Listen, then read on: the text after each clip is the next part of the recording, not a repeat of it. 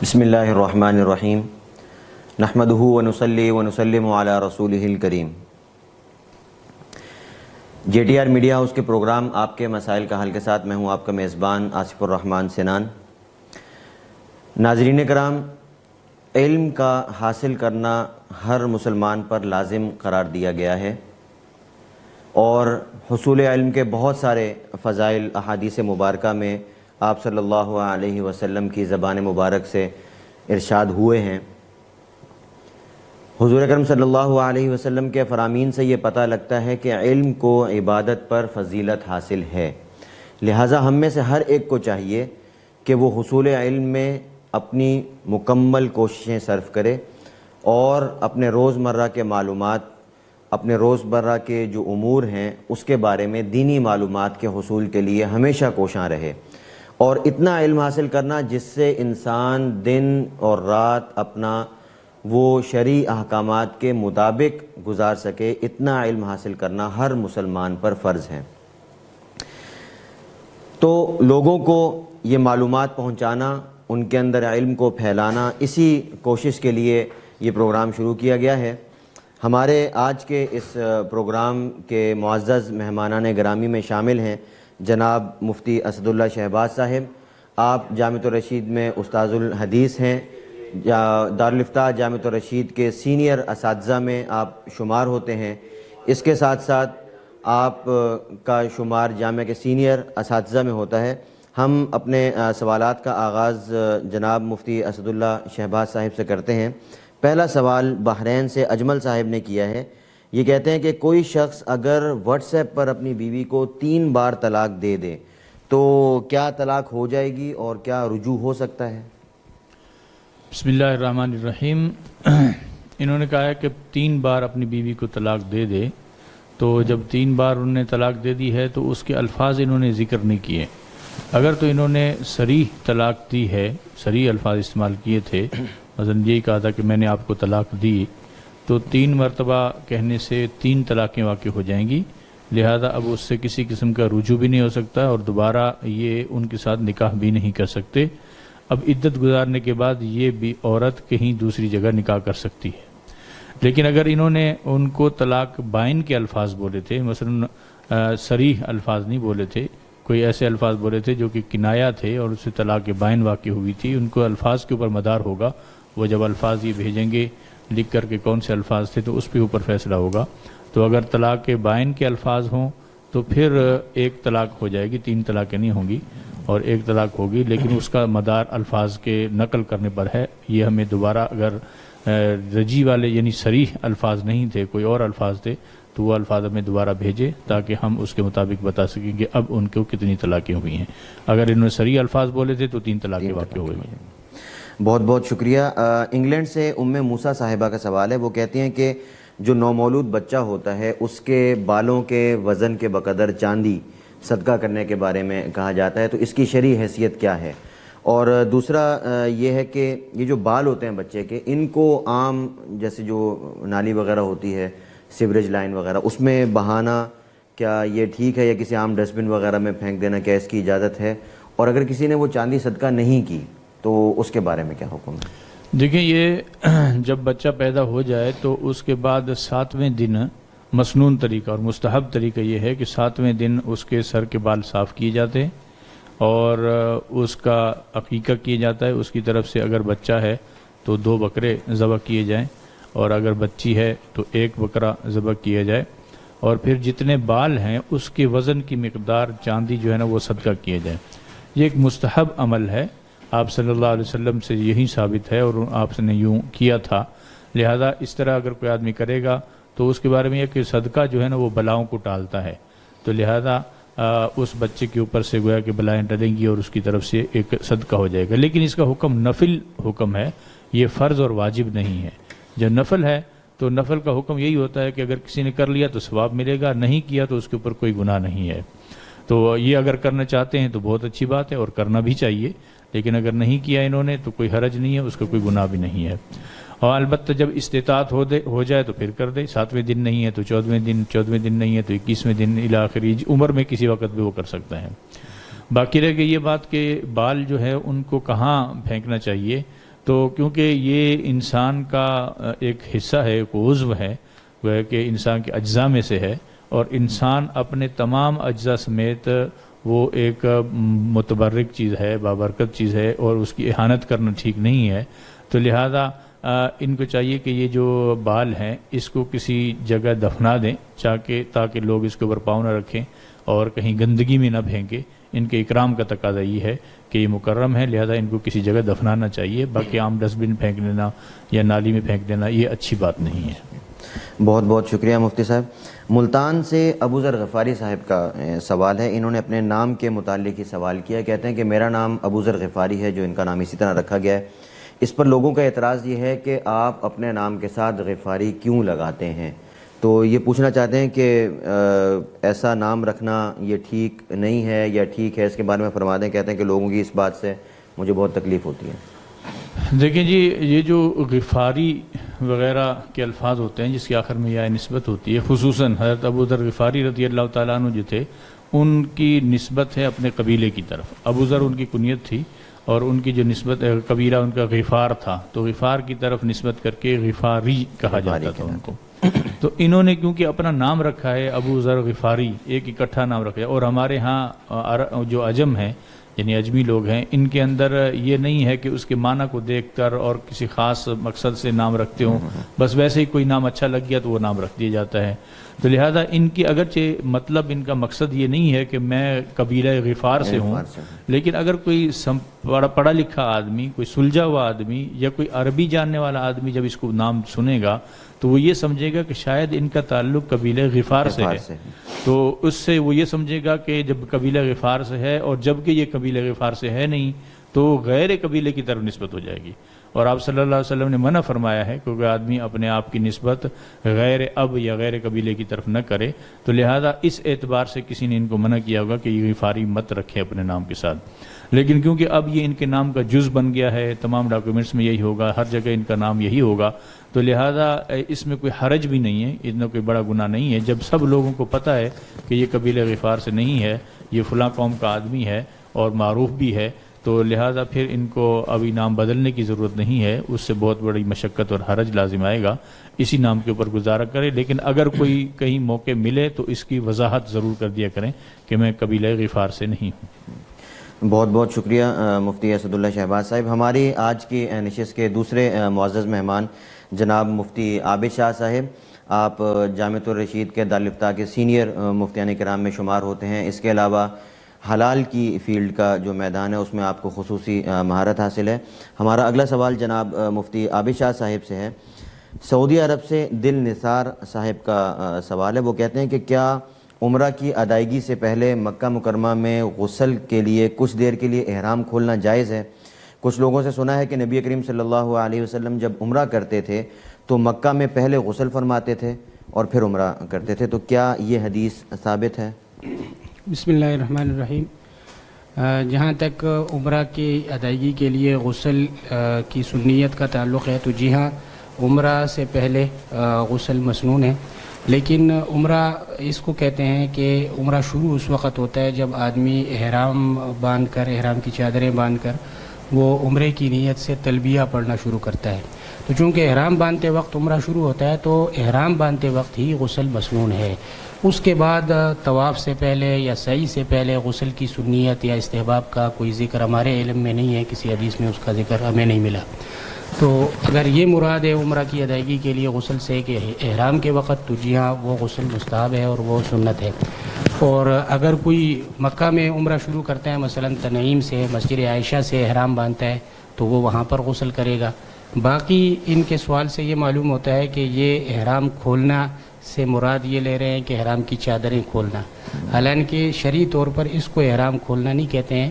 احرام کی حالت میں اگر غسل کی ضرورت پڑ جائے اور اس کے لیے آدمی چادریں کھول کے غسل کر لے تو اس میں شرعاً کوئی حرج نہیں ہے، اور یہ احرام کھولنا نہیں ہے. احرام کھولنا تو یہ ہے کہ ایک آدمی احرام سے نکلے تو وہ آدمی اس وقت نکلتا ہے جب کہ اس نے حج یا عمرہ کر لیا اور اس کے بعد وہ حلق یا قصر کر لیتا ہے، تو اس کو احرام کھولنا کہا جاتا ہے. بہت بہت شکریہ. تبوک سے سکندر فاروق صاحب کا سوال ہے. وہ کہتے ہیں کہ ہم سعودی عرب میں موجود ہیں اور تبوک جو ہے وہ میقات میں شامل نہیں ہے، تو عمرہ کتنے ماہ بعد ہم کر سکتے ہیں؟ کیا ایک دن میں 4 عمرے بھی کیے جا سکتے ہیں؟ جی ہاں، آپ اگر تبوک میں رہتے ہیں اور تو آپ بھی آفاقی ہیں، کیونکہ آپ میقات سے باہر رہتے ہیں، اور جب بھی آپ عمرے کے لیے جائیں گے تو آپ کے لیے یہ حکم ہوگا کہ آپ میقات سے احرام باندھ کر گزریں، بغیر احرام کے گزرنا اس سے دم واجب ہوگا۔ باقی عمرے کتنے کر سکتے ہیں، تو اس حوالے سے شریعت نے کوئی تحدید نہیں کی ہے کہ کتنے عمرے یا کتنی مدت میں ایک عمرہ کیا جا سکتا ہے۔ جتنے زیادہ نفلی عبادت ہے، جتنی زیادہ کوئی آدمی یہ کرے تو اتنا زیادہ اس کو ثواب ملے گا۔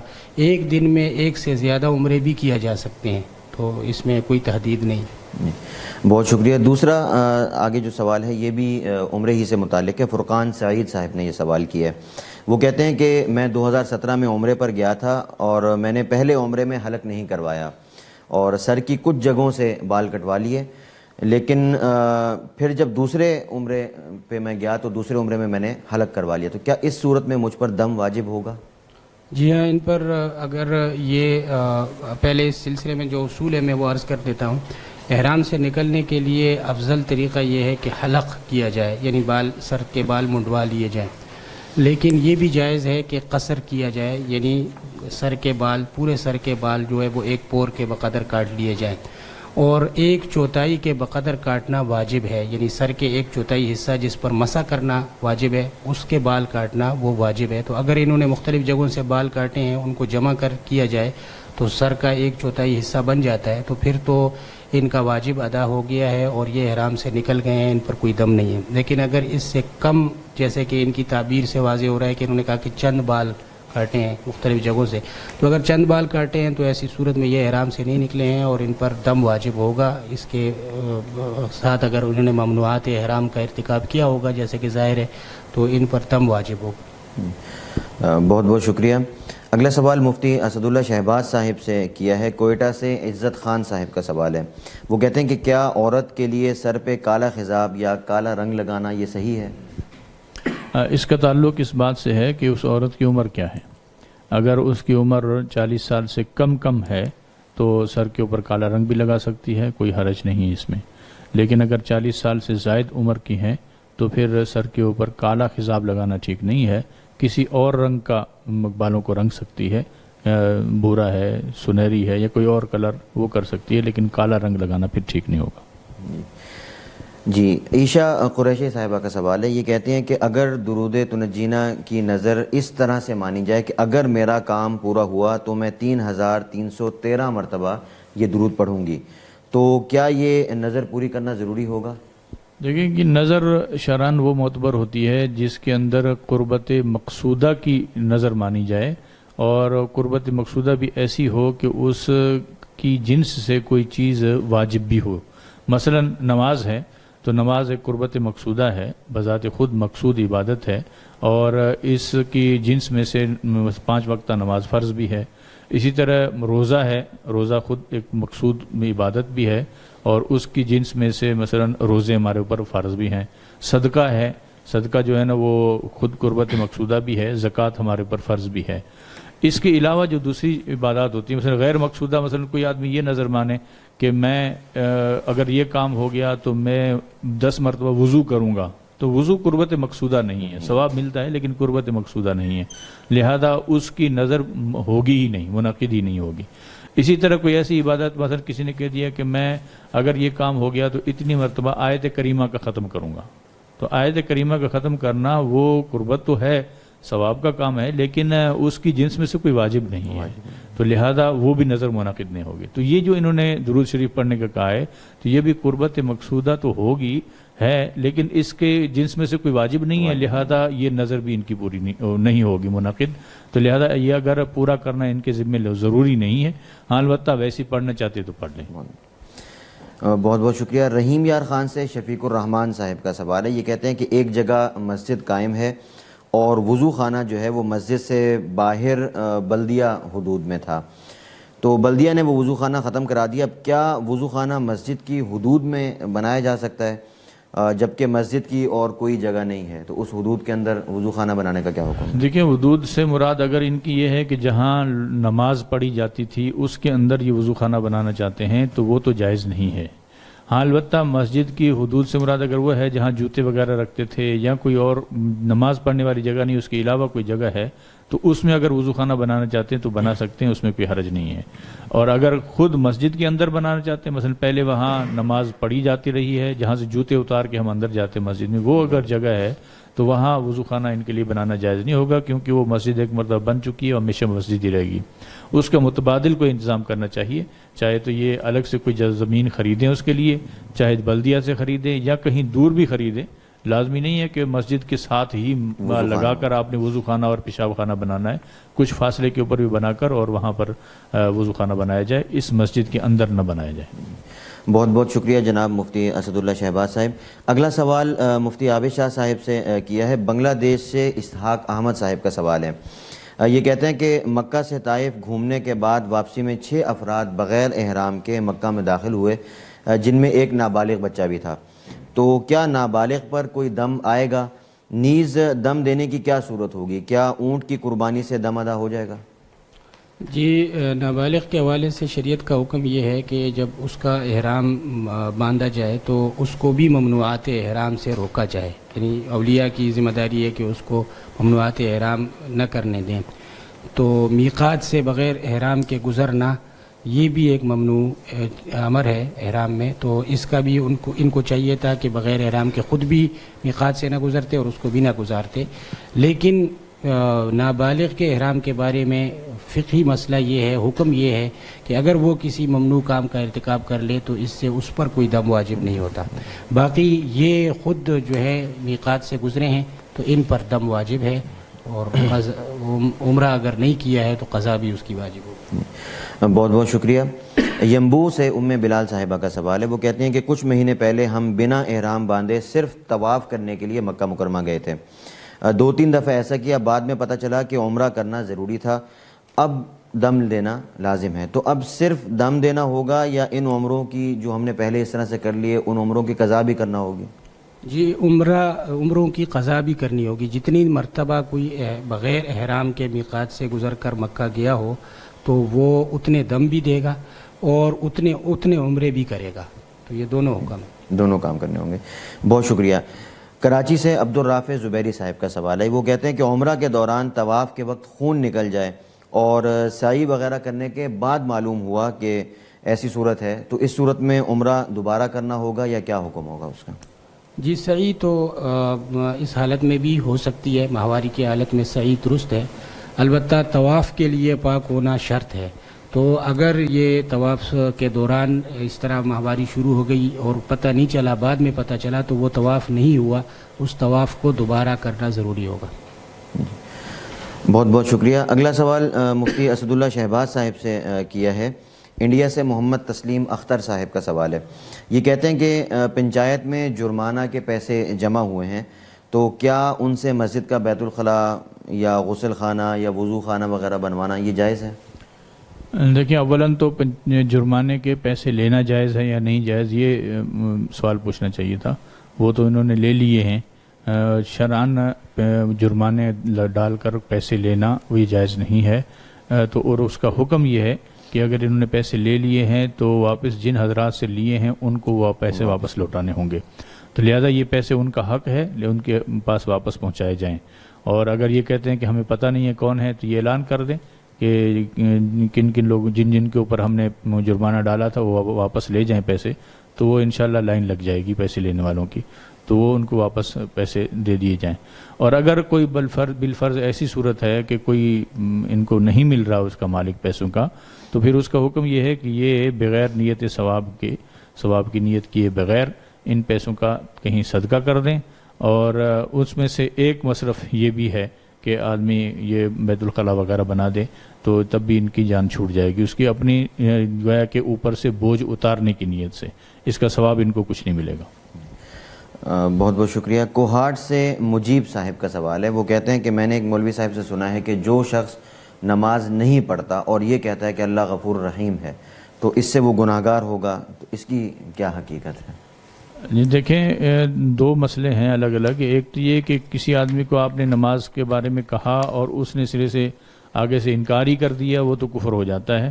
وہ تو بہت بڑا گناہ بھی ہے اور اس کو ایمان کی تشدید بھی کرنی پڑتی ہے. لیکن عموماً ہوتا یہ ہے کہ لوگ جو ہے نا وہ انکار نہیں کرتے کہ میں نماز نہیں پڑھوں گا. مسلمان کی شان کے بھی خلاف ہے کوئی اس طرح کی انکار کرے. ہاں البتہ اپنی سستی کی وجہ سے وہ کہتا ہے کہ اللہ تعالیٰ معاف کرے گا انشاءاللہ پھر پڑھ لیں گے یا دعا کرے ہمارے لیے, ایسی باتیں وہ کرتا ہے. لیکن یہ کہنا کہ اللہ تعالیٰ غفور الرحیم ہے لہذا میں نماز نہیں پڑھوں گا, یہ کہنا بہت خطرناک بات ہے, کیونکہ اللہ تعالیٰ کے غفور الرحیم ہونے کا مطلب یہ نہیں ہے کہ آپ اس کے حکم کی مسلسل خلاف ورزی ہی کرتے جائیں. اگر کسی کا والد ہے اور وہ اس کو اپنے بیٹے کو زیادہ نہیں ڈانٹتا ہے کسی غلطی کے اوپر, تو اس کا مطلب یہ نہیں ہوتا ہے کہ بیٹا جو ہے نا وہ والد کے سامنے کھڑا ہو کے اور ان کے بے ادبی کرنا شروع کر دے اور ان کی نافرمانی کرنا شروع کر دے.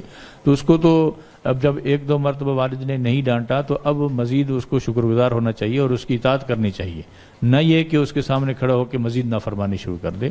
یہ بہت ہی بری بات ہے اور یہ گناہ بھی اس کو یقیناً ہوگا کہ اللہ تعالیٰ کا کے اوپر ایک غلط قسم کی انہوں نے امید باندھی ہوئی ہے. اگر اللہ تعالیٰ غفور الرحیم ہے تو اللہ تعالیٰ قہار اور جبار بھی ہے, اس کو بھی اس صفت کو بھی سامنے رکھنا چاہیے کہ اگر کل کو قیامت کے دن مجھ سے پوچھ ہو گئی کہ آپ نے نماز نہیں پڑھی تو اس کا وجہ کیا ہے, تو آیا یہ کہہ کر آپ جان چھڑا سکتے ہیں؟ قطعاً نہیں, یہ کہہ کر جان چھڑانا ان کے لیے ممکن نہیں ہوگا. لہذا اس کو سمجھایا جائے, اس کو ترغیب دی جائے کہ کسی طرح وہ نماز پڑھنے لگ جائیں. بہت بہت شکریہ. دبئی سے سلطان محمود صاحب کا سوال ہے, یہ کہتے ہیں کہ جمعہ کی نماز سے پہلے اور بعد میں جو 4 رکعت سنت ہے اس کی حیثیت کیا ہے؟ آیا یہ سنت مؤکدہ ہے یا غیر مؤکدہ؟ جو جمعہ نماز کے پہلے جو 4 رکعتیں ہیں وہ بھی سنت مؤکدہ ہے, اور جمعہ نماز کے بعد جو ہے 4 رکعتیں وہ بھی سنت مؤکدہ ہے, بلکہ بعد والی 6 رکعتیں سنت مؤکدہ ہے.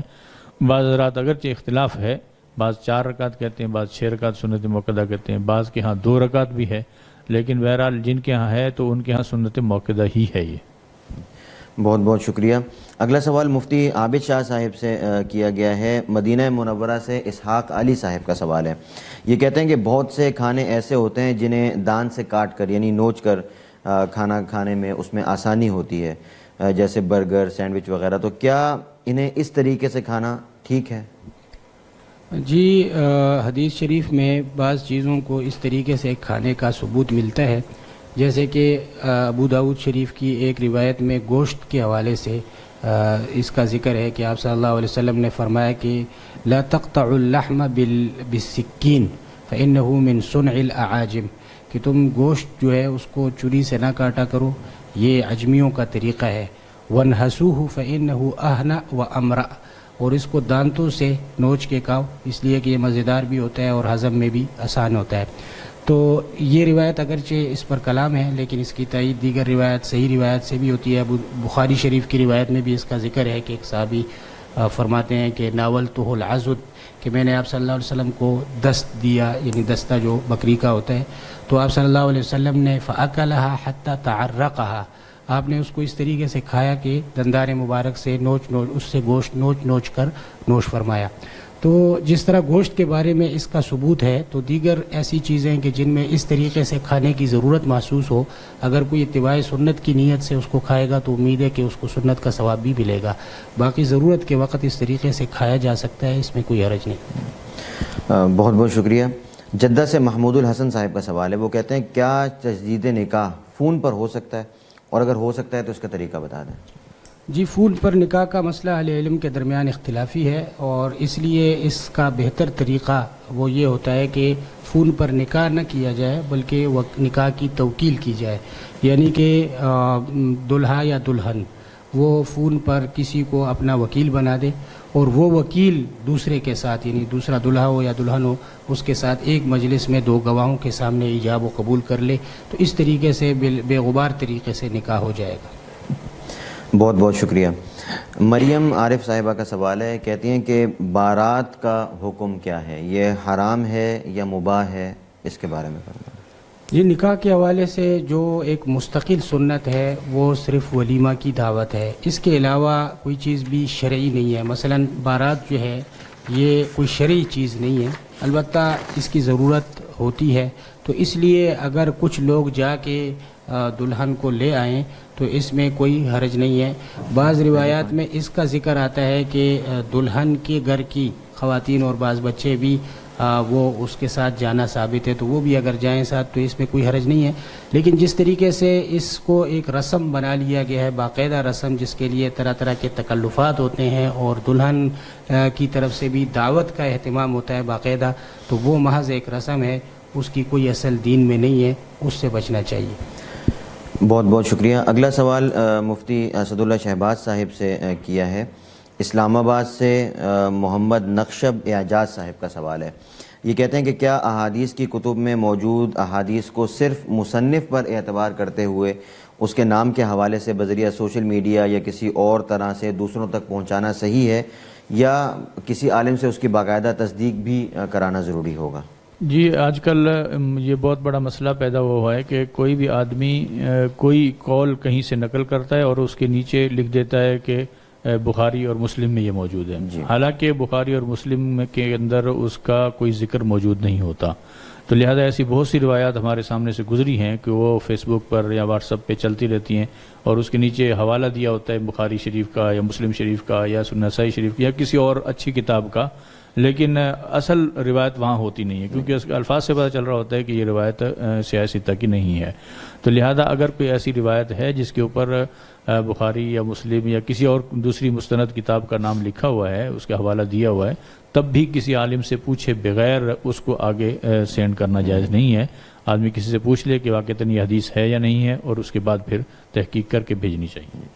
بہت بہت شکریہ. محمد کامران صاحب کا سوال ہے. وہ کہتے ہیں کہ اگر وضو کرتے وقت منہ میں سے خون آنا شروع ہو جائے تو اس صورت میں کیا کرنا چاہیے, جبکہ فجر کا وقت جو ہے وہ بالکل ختم ہونے والا ہے؟ جی, اگر خون آنا شروع ہو گیا ہے تو اس کو چاہیے کہ جب تک خون بند نہ ہو اس وقت تک وہ انتظار کرے, اور اگر وقت بالکل آخری ہو رہ جائے اور اب وقت فجر کا نکل رہا ہے تو بالکل آخری وقت میں پھر اسی طرح نماز پڑھ لے وہ خون کے آتے ہوئے بھی, اگر نہیں رکتا ہے تو.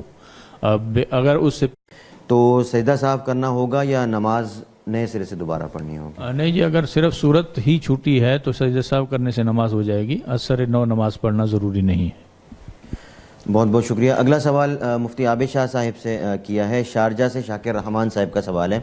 یہ کہتے ہیں کہ کچھ لوگ اپنا فلیٹ یا گھر یہ سوچ کر نہیں چھوڑتے کہ اس فلیٹ میں رہتے ہوئے انہیں بڑی ترقی ملی ہے اور نرینہ اولاد ملی ہے وغیرہ, لہٰذا یہ گھر ہمارے لیے برکت والا ہے اور اس لیے ہم اس کو نہیں چھوڑتے. تو خواہ وہ فلیٹ پھر حساب کتاب کے جنت میں جائیں گے. اور پھر آپ صلی اللہ علیہ وسلم نے ان کے جو اوصاف ذکر کیے ہیں تو ان اوصاف میں آپ نے یہ ذکر فرمایا کہ وہ هم الذین لا یتطیرون وعلی ربہم یتوکلون, کہ یہ وہ لوگ ہوں گے کہ جو بدفعلی نہیں کریں گے اور اللہ پر بھروسہ کریں گے. تو اس لیے بدفعلی جو ہے وہ اس اسلام میں منع ہے. اسلام سے پہلے مشرکین عرب میں اس کا بہت رواج تھا کہ وہ بدفعلی کیا کرتے تھے. صبح کو نکلتے تھے, کوئی پرندہ آگے آ گیا, کالا پرندہ یا کچھ ہو گیا تو اس سے وہ بدشگونی کرتے تھے. تو رسول اللہ صلی اللہ علیہ وسلم نے آ کر اس سے منع فرمایا اور لوگوں کو یہ اس کی رہنمائی کی کہ سب کچھ جو ہے وہ اللہ کی طرف سے ہوتا ہے. تو اس لیے عقیدہ یہی رکھنا چاہیے کہ کوئی مصیبت یا پریشانی جو آتی ہے تو وہ اللہ کی تقدیر کی وجہ سے آتی ہے, یا اگر اس وجہ سے بھی آتی ہے جیسے قرآن پاک میں ہے کہ وما اصابکم من مصیبت فبما کسبت ایدیکم, کہ تمہیں جو پریشانی پہنچتی ہے وہ تمہارے اعمال کی وجہ سے پہنچتی ہے. تو کسی چیز میں اللہ تعالیٰ نے ایسا کوئی اثر نہیں رکھا کہ اس کی وجہ سے کسی کو مصیبت یا پریشانی پہنچے. اگر کوئی یہ عقیدہ رکھتا ہے تو یہ عقیدہ اسلام کے خلاف ہے, اس لیے یہ عقیدہ رکھنا جائز نہیں ہے. تو بدشگونی جائز نہیں ہے, خلاصہ یہ ہے, اور نیک فعلی اس کی گنجائش ہے. بہت بہت شکریہ. قاسم عمر صاحب نے سوال کیا ہے. وہ کہتے ہیں کہ جنازہ پڑھتے وقت جو ہے وہ جنازہ پڑھنے کے بعد میت کا چہرہ دیکھنا, اس کا کیا حکم ہے؟ دیکھیں جی, ایک ہے کہ انفرادی طور پر کوئی عزیز رشتہ دار یا قریبی دوست ہے اس کو میت کا چہرہ دکھایا جائے تو اس میں کوئی حرج نہیں ہے. اس کا ثبوت حدیث شریف سے ہے. آپ صلی اللہ علیہ وسلم کے بیٹے حضرت ابراہیم رضی اللہ عنہ کا جب انتقال ہوا تھا تو آپ صلی اللہ علیہ وسلم نے یہ فرمایا تھا کہ لا تدرجوہ فی اکفانہ, کہ اس کو اپنے اکفان میں, کفنوں میں داخل نہ کرو, میں اس کو پہلے دیکھنا چاہتا ہوں. تو آپ نے اس کا چہرہ دیکھا تھا. تو اس کا ثبوت ہے, اور اس کی ایک فطری طور پر ایک خواہش بھی ہوتی ہے جو ایک جائز خواہش ہے کہ رشتہ دار دیکھنا چاہتے ہیں, دوست دیکھنا چاہتے ہیں. لیکن دوسری چیز ہے کہ باقاعدہ اس کا اہتمام کرنا, اور اس مقصد کے لیے جنازے کو مؤخر کرنا یا تدفین کو مؤخر کرنا، جیسے ہمارے ہاں اس کا رواج ہے کہ باقاعدہ قطار بنا کر یا بغیر قطار بنائے جنازے کے بعد منہ دکھائی ہوتی ہے، تو یہ محض ایک رسم ہے اور یہ ایک ایسا طریقہ ہے کہ یہ گڑھا ہوا طریقہ ہے، یعنی دین میں اس کا کوئی ثبوت اور اس کی کوئی اصل نہیں ہے، تو اس سے بچنا چاہیے۔ بہت بہت شکریہ۔ کراچی سے بنت قمر صاحبہ کا سوال ہے، یہ کہتے ہیں کہ سیڑھیاں چڑھتے وقت اللہ اکبر پڑھنے کا کہا جاتا ہے اور سیڑھیاں اترتے وقت سبحان اللہ پڑھنے کو مسنون قرار دیا جاتا ہے، تو یہ سنت صرف چڑھتے وقت ایک مرتبہ اللہ اکبر کہنے سے اور سیڑھیاں اترتے وقت ایک مرتبہ سبحان اللہ کہنے سے پوری ہو جائے گی، یا ہر سیڑھی کے ساتھ یہ اس کا ورد کرنا ہوگا؟ جی، اس کا ذکر بھی حدیث شریف میں آیا ہے اور محدثین نے باب التکبیر اذا علی شرفن میں اس قسم کی احادیث ذکر کی ہیں، اور ان حدیث کو پڑھنے سے جو اندازہ ہوتا ہے وہ یہی ہے کہ آپ صلی اللہ علیہ وسلم تسلسل کے ساتھ یہ تکبیرات کہا کرتے تھے۔ چنانچہ حج کے سفر میں، عمرے کے سفر میں، اور اسی طرح بعض روایت کے مطابق جہاد کے سفر میں صحابہ کرام نے روایت کیا ہے کہ جب آپ صلی اللہ علیہ وسلم کسی بلندی پر چڑھتے تھے تو تکبیر کہتے تھے، اور جب نشیب کی طرف آتے تھے تو سبحان اللہ کہا کرتے تھے۔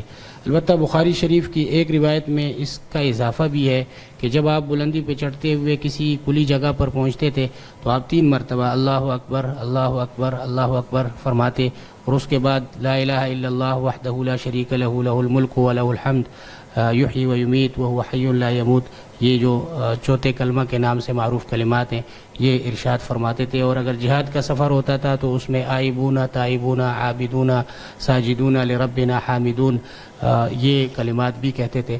تو خلاصہ یہ ہے کہ تسلسل کے ساتھ پڑھتے رہنا چاہیے، لیکن اس کا یہ مطلب بھی نہیں ہے کہ ہر سیڑھی پر اللہ اکبر کہا جائے، بلکہ وقفے سے یہ کہتے رہنا چاہیے۔ بہت بہت شکریہ۔ اگلا سوال مفتی اسد اللہ شہباز صاحب سے کیا ہے سفیر میر صاحب نے، یہ کہتے ہیں کہ اگر کوئی شخص تشہد اور درود شریف 2 مرتبہ پڑھ لے تو کیا اس صورت میں نماز ہو جائے گی؟ دیکھیں، اگر یہ نماز 4 رکعت والی تھی اور اس نے پہلے قعدے کے اندر 2 مرتبہ تشہد پڑھا ہے تو اس کو سجدہ سہو کرنا پڑے گا، لیکن اور اگر دوسرے قعدے میں کر لیا ہے تشہد 2 مرتبہ پڑھ لیا ہے تو پھر اس کو سجدہ سہو کرنے کی بھی ضرورت نہیں ہے، اور اگر 2 رکعت والی تھی نماز تو پھر تو آخری تشہد ایک ہی ہوتا ہے، لہذا پھر سجدہ سہو کی ضرورت نہیں ہے۔ بہت بہت شکریہ۔ نوشین جاوید صاحبہ کا سوال ہے، یہ کہتی ہیں کہ کیا نماز میں درود شریف کے بعد 1 سے زائد دعائیں پڑھی جا سکتی ہیں؟ جی بالکل پڑھی جا سکتی ہیں، جو بھی معصور دعائیں ہیں، چاہے قرآن پاک میں ہوں، چاہے سنن سے ثابت ہو، احادیث سے ثابت ہوں، وہ دعائیں 1 سے زائد مرتبہ بھی اور زائد دعائیں بھی پڑھی جا سکتی ہیں۔ عبد الرحمن صاحب نے سوال کیا ہے کہ اگر کوئی شخص اکیلا نماز پڑھ رہا ہو تو کیا وہ جہری قرات کر سکتا ہے؟ جو جہری نمازیں ہیں جیسے کہ فجر ہے، مغرب ہے، عشاء ہے، اس کے اندر وہ جہری قرات کرنے کی اس کو اجازت ہے، اور جو سری ہیں اس کے اندر نہیں، اس کے اندر وہ سر ہی کرے گا، اس میں جہری قرات نہیں کرے گا۔ بہت بہت شکریہ۔ اگلا سوال مفتی عابد شاہ صاحب سے کیا ہے، کراچی سے بنت قمر صاحبہ نے، یہ کہتے ہیں کہ بازار میں جاتے ہوئے چوتھا کلمہ پڑھنا چاہیے، کیا بڑے بازار میں جاتے ہوئے ہی یہ پڑھنا چاہیے یا کسی عام دکان پر جاتے ہوئے بھی اس کو پڑھنے سے وہ خاص فضیلت حاصل ہو جائے گی؟ حدیث شریف میں اس حوالے سے جو الفاظ ہیں وہ اذا خرج الى السوق یا بعض روایات میں سوقا من اسواق المسلمین کے الفاظ آئے ہیں، تو اس سے تو بازار ہی کا مفہوم نکلتا ہے، لیکن ظاہر ہے کہ یہ ایک دکان، چند دکانیں بھی اگر ہوں اور ان کو بھی وہاں پر بھی جا کر کوئی اس نیت سے یہ پڑھ لیتا ہے کہ ثواب حاصل ہو، تو اللہ کی رحمت سے امید ہے کہ اس کو وہ ثواب مل جائے گا جو حدیث شریف میں آیا ہے، اور وہ بہت بڑا ثواب ہے۔ حدیث شریف میں آتا ہے کہ جو بازار میں جاتے ہوئے یہ چوتھا کلمہ جو ہے لا الہ الا اللہ وحدہ لا شریک لہ لہ الملک ولہ الحمد یحیی و یمیت وہو حی لا یموت وہو علی کل شیء قدیر یہ پڑھتا ہے تو اس کے 10,000 گناہ معاف ہو جاتے ہیں، 10,000 نیکیاں اس کو ملتی ہیں اور 10,000 درجات اس کے بلند ہوتے ہیں، تو یہ بہت بڑا ثواب ہے۔ اس کا اہتمام جتنا زیادہ سے زیادہ آدمی کر سکے تو یہ بہتر بات ہے۔ بہت بہت شکریہ۔ اگلا سوال کیا ہے مدینہ منورہ سے اسحاق علی صاحب نے، یہ کہتے ہیں کہ ایک شخص کے والد صاحب کا انتقال ہوا اور انتقال کے بعد جو ان کی والدہ تھیں، والدہ کے پاس وراثت میں کچھ دکانیں ہیں، مکان ہے اور 5 ایکڑ زمین تھی، تو اس کے 4 بیٹے ہیں، اور دکان اور مکان چاروں بھائیوں نے آپس میں رضامندی سے تقسیم کر لیے، لیکن جو 5 ایکڑ زمین تھی وہ والدہ نے ایک بیٹے کو اس طریقے سے دی ہے کہ اس میں 1 ایکڑ مسجد کے لیے اور 1 ایکڑ جو ہے وہ دوسرے بیٹے کے بچوں کے لیے، اور باقی ایکڑ بھی جو ہے وہ اسی کو دے دیا ہے، جس سے باقی تینوں بچے جو ہیں وہ اس بھائی سے ناراض ہیں۔ تو کیا ایسا کرنے سے یہ جو والدہ ہیں یہ گناہ گار ہوں گی، اور کیا ان کو ایسا کرنے کی اجازت تھی؟ اس بارے میں رہنمائی فرمائیں۔ جی، میراث کے جو حصے شریعت نے مقرر کیے ہیں، میراث کو ان حصوں کے مطابق تقسیم کرنا شرعاً ضروری ہے، اور اس میں والدہ یا کسی اور کو کسی قسم کا ثوابدیدی اختیار حاصل نہیں ہے کہ وہ اگر چاہے تو کچھ ترکے کو تقسیم کر دے اور بقیہ ترکہ کو وہ ورثاء میں سے کسی ایک کو یا چند ایک کو دے دے۔ تو جو سوال انہوں نے کیا، اس سوال میں اگر دکانیں اور مکان اور یہ زمین ساری والد کا ترکہ تھی تو یہ میراث تھا، اور اس کو شریعت کے مقررہ حصوں کے مطابق تقسیم کرنا ضروری تھا۔ تو جس طرح انہوں نے دکانوں اور مکانات کو تقسیم کیا ہے سب بھائیوں کے درمیان، اسی طرح سے ان 5 ایکڑ زمین کو تقسیم کرنا بھی شرعاً ضروری تھا۔ والدہ نے اگر بعض اولاد کو ناراض کر کے یا یعنی ان کی اجازت کے بغیر یہ بعض اولاد میں تقسیم کر دیا ہے تو یہ انہوں نے ناجائز کام کیا ہے، اس کی وجہ سے وہ گناہگار ہوئی ہے، اور اس پر حدیث شریف میں بہت سخت وعید آئی ہے۔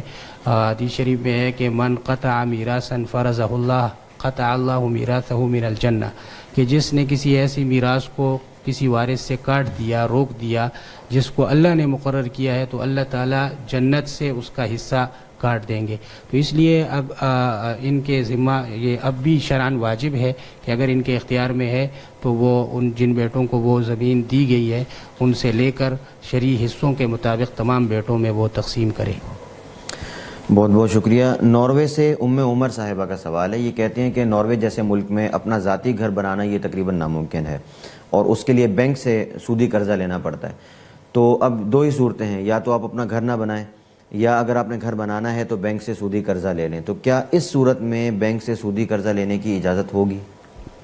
جی، اس حوالے سے میں پہلی بات تو یہ عرض کروں گا کہ اس وقت ہاؤس فائنانسنگ کے بہت سے شرعی متبادل وجود میں آ گئے ہیں، اور مختلف ملکوں میں غیر سودی بینکنگ بھی شروع ہو گئی ہے، وہ بھی ہاؤس فائنانسنگ کی سہولت دیتے ہیں، شریعہ کمپلائنٹ ہاؤس فائنانسنگ کی، اور دوسری کمپنیاں بھی ہیں جو صرف ہاؤس فائنانسنگ کے حوالے سے کام کر رہی ہیں۔ تو اول تو ان کو یہ کوشش کرنی چاہیے کہ اگر ناروے میں اس طرح کا شریعہ کمپلائنٹ ان کو کوئی پروڈکٹ ملتی ہے کسی بینک وغیرہ کی تو ان کو وہی لینی چاہیے۔ دوسرے یہ کہ اگر یہ انہی بینکوں کے ساتھ معاملات کرنے پر مجبور ہیں اور ان کے پاس کوئی الٹرنیٹ موجود نہیں ہے تو پھر یہ ان کو اس پر قائل کریں کہ جس طریقے سے شرکت متناقصہ کے طریقے پر یا مرابحہ کے طریقے پر غیر سودی بینکوں میں بعض پروڈکٹس دی جاتی ہیں، گاڑیاں یا مکانات وغیرہ، تو یہ اس پر ان کو لائیں۔ مثلا یہ اپنے طور پر ایک مکان تلاش کریں، اس مکان کی جو قیمت ہے وہ بینک والوں کو بتا کے بینک والوں سے اجازت لے لیں کہ ہم آپ کی وکالت میں یہ مکان آپ کے لیے خریدیں گے، اور پھر جب آپ پیمنٹ کر لیں گے تو اس کے بعد ہم آپ سے شیڈیول پیمنٹ کے ذریعے قسطوں پر ہم آپ سے خرید لیں گے۔ تو اس طریقے سے بظاہر ان کے لیے 2 ڈاکیومنٹ تیار کرنا کوئی مشکل کام نہیں ہے، اگر یہ ان کو اپنی مجبوری بتائیں تو یہ عین ممکن ہے کہ وہ اس پر تیار ہو جائیں۔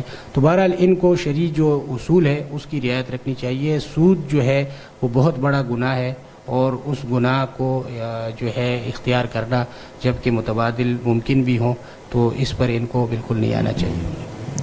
بہت بہت شکریہ جناب مفتی اسد اللہ شہباز صاحب اور جناب مفتی عابد شاہ صاحب۔ ناظرین کرام، ہمارے آج کا پروگرام یہیں پر اختتام پذیر ہوتا ہے۔ ہمیں امید ہے آپ حضرات اس پروگرام سے بھرپور استفادہ کر رہے ہوں گے۔ آپ حضرات سے ایک گزارش ہے کہ اس پروگرام کو زیادہ سے زیادہ اپنے دوستوں کے ساتھ شیئر کریں، اور سوالات پوچھنے کا طریقہ آپ حضرات کو معلوم ہے کہ ہمارے لائیو پروگرام کے کمنٹس میں آپ اپنے سوالات درج کریں، اپنا نام اور اپنے شہر کا نام ضرور لکھیے، انشاءاللہ باری آنے پر اس کا جواب دیا جائے گا۔ سوالات میں اس بات کا اہتمام کریں کہ وہ سوالات کریں جن سے آپ کو روزمرہ کی زندگی میں واسطہ پڑتا ہے، فرقہ وارانہ نوعیت کے یا ایسے سوالات جن کا عمل سے کوئی تعلق نہ ہو، بیکار یا فضول قسم کے سوالات، ان سے اعتراض فرمائیں۔ ایسے سوالات کا جواب ہمارے اس فورم سے نہیں دیا جاتا۔ انشاءاللہ کل دوبارہ 9 بجے آپ حضرات سے ملاقات ہوگی، تب تک کے لیے اجازت۔ السلام علیکم ورحمۃ اللہ وبرکاتہ۔